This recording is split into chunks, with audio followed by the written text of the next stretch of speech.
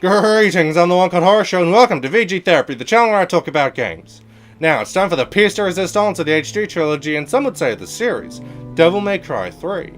This game is what gets pointed to when asked for a good example of a DMC game and a good game in general. And this version of Dante is arguably his most recognizable, as he was in Marvel vs. Capcom 3 and Marvel vs. Capcom Infinite.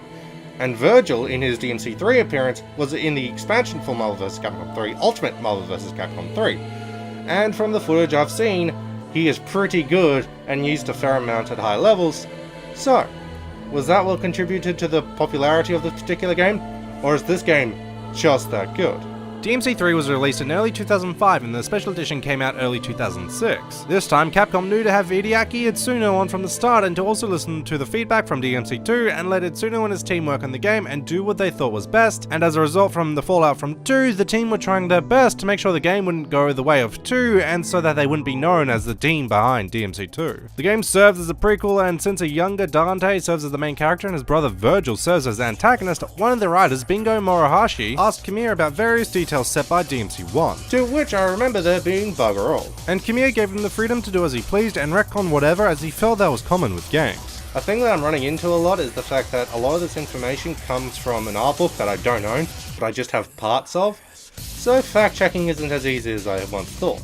But something that I can confirm is the fact that Kazuma Kaneko, the lead designer for many Megami Tensei games, did the designs for both Dante and Virgil's Devil Trigger forms. And the last thing I can fact check easily are the things in the game itself. The game, as I stated, is a prequel, as shown by a 0 getting slashed into a 3 in the opening cinematic. The game stars Dante yet again as he is setting up his brand new shop that he doesn't even have a name for yet, at which point he is attacked by demons and he dispatches them with style and grace, and this is where we learn. We're in for something truly outrageous. Unlike 1 and 2, which open with a small exchange to show Dante's capabilities, then take their time building atmosphere and setting the mood, DMC 3 gets right into it and tells you that it's your fault for not being ready. You are given what I think to be a good tutorial for this kind of game. You're dropped into a room surrounded by enemies, given the basics and time to get a feel for things, and as you progress through the waves, you're told about more techniques you can use. After this tutorial, you go outside and fight a bit more before facing a mini-boss, and as this was the tutorial, I died a lot trying out new things, trying to see how things worked. Some assumptions I came to were wrong, like about how to parry this guy, which I thought it was done by doing it once and moving out of the way and attacking, because the idea to be slower and actually time my hits just didn't come to me. And from there we go to the story proper. Along the way we meet Lady, a woman who was probably made over a decade earlier by someone at Marvel, as she has a lot of guns and a skirt made out of pouches. We also meet Arkham, the guy you forget exists until the end where he actually does something. Jester, a demon that annoys Dante throughout his journey, and Virgil, the main antagonist and Dante's twin brother. Virgil is trying to open a gateway to hell, the same one that their father sealed away many years ago because he wants more power? I'm not really sure on the reasoning behind it all, but I don't really care. I'm not too fussed at the smaller details because, well, yeah, there might be another reason as to why he wants to open the hell gate, and he just doesn't mention it, or if he did, I just forgot about it. It's not really that interesting. I'm not too bothered by that because the characters are amazing. The characters are what I find to be the most interesting. And while the others are no slouch, Dante and Lady are my favourite. And yeah, Lady looks like a mix of cliches resulting in a combat schoolgirl with heterochromedia, and Dante comes across as cocky and self-important, but I love seeing them play off each other. Like the scene where they first meet and Dante makes a joke about her being invited to the party, and so she shoots a rocket at him and he just surfs around on it.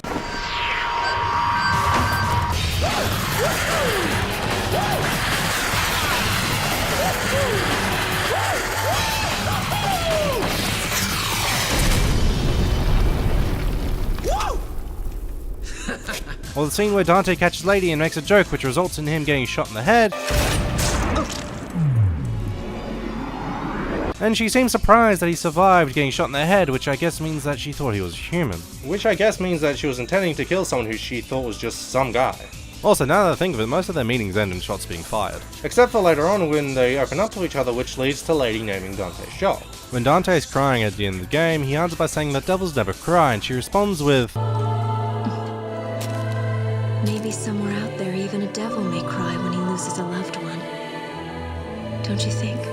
Which brings it all together, and also makes it a bit strange when he changes the name at the end of 1, but I guess that was done to comfort Trish or something. But also, Dante and Lady seem to be friendly in the ending, so what was she doing during the events of DMC 1 and 2?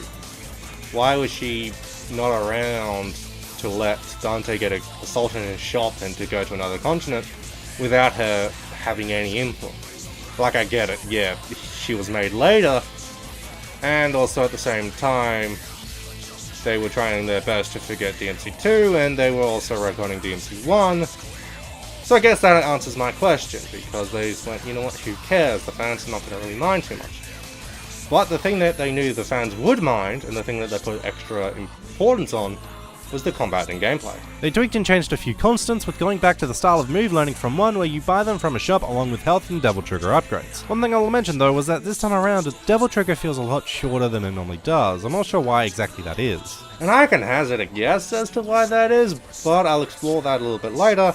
As for now, just know that it led to me maxing out DT as fast as I could. The shop also has gun upgrades similar to DMC2, but not all of the guns have power upgrades. Some have different things being upgraded, which is much better than how 2 did it. And another thing that this game does better than 2 is how new weapons are handled. You start off with the Rebellion as your melee weapon and Ebony and Ivory as your guns. Then you get new weapons, and this time not only do you get something other than swords that act exactly the same, but you also get a new weapon each time you defeat a boss, which is great because beating the boss normally feels rewarding because some of these bosses are kinda hard, and so beating them feels satisfying, and then the fact that you get a new weapon to play around with is the cherry on top, as the weapons are great. The first being Cerberus, a triple ice nunchuck, then Agni and Rudra, twin swords imbued with fire and wind, Nevin, an electric guitar that shoots bats, and Beowulf, a set of gauntlets and greaves that are imbued with light. And the guns this time around are no slouch.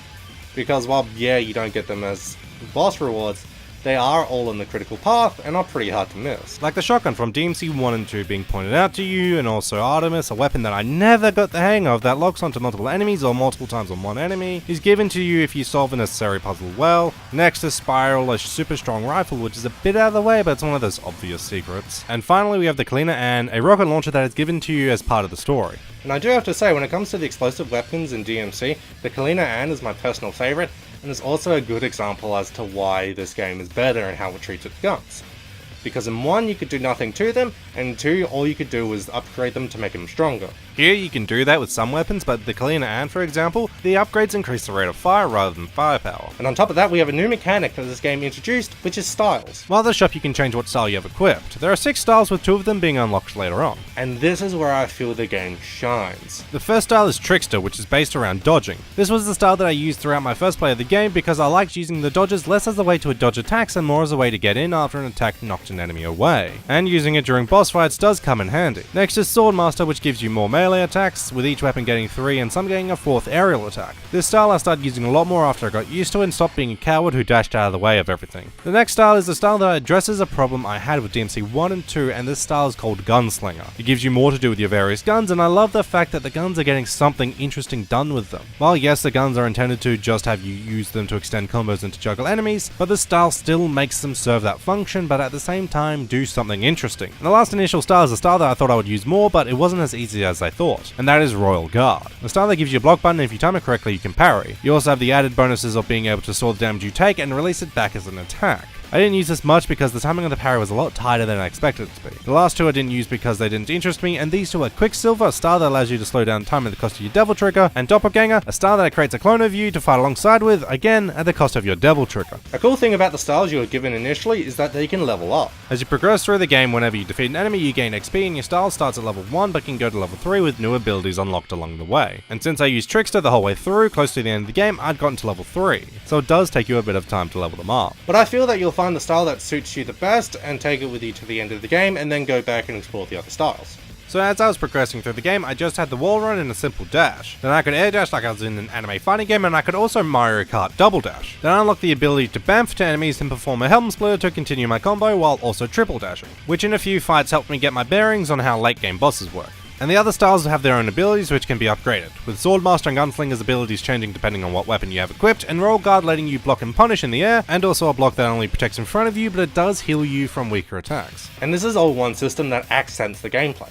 And here's the thing about the gameplay. It's good.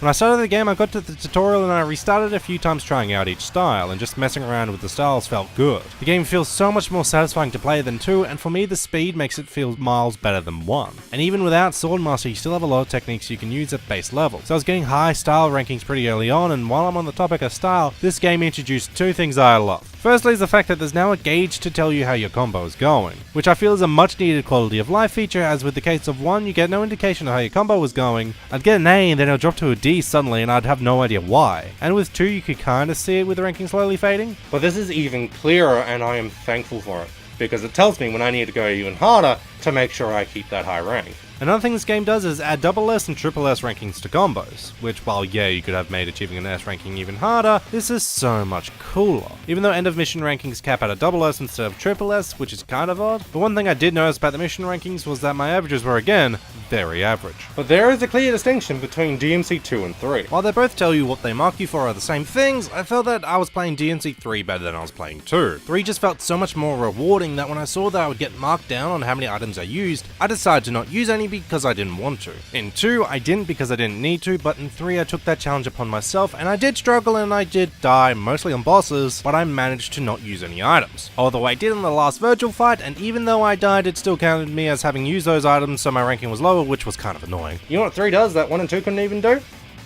3 makes me want to go back and finish everything.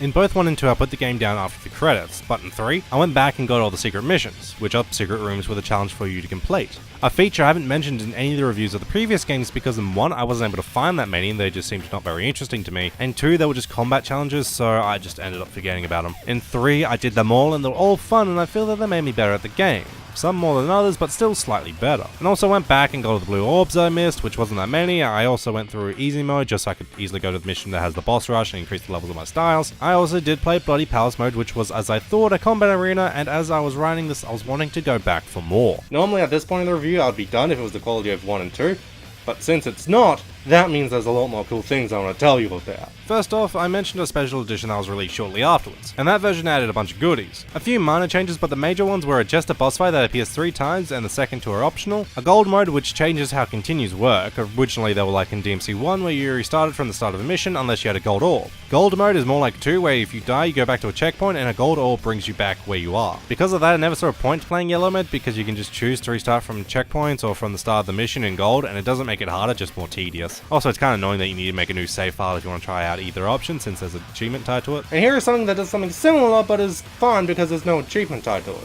And that's Turbo Mode, a mode which makes the game 20% faster, and I think that makes the game 20% cooler. With the extra speed, not only can we move past my lame joke quicker, but we can also play the game in a way that I enjoy the most. When I was first trying the game to make sure everything worked, I tried it with Turbo Mode on and swung my sword a couple of times, killed an enemy or two, and it felt fine, and I figured that the difference between the two, probably not too noticeable.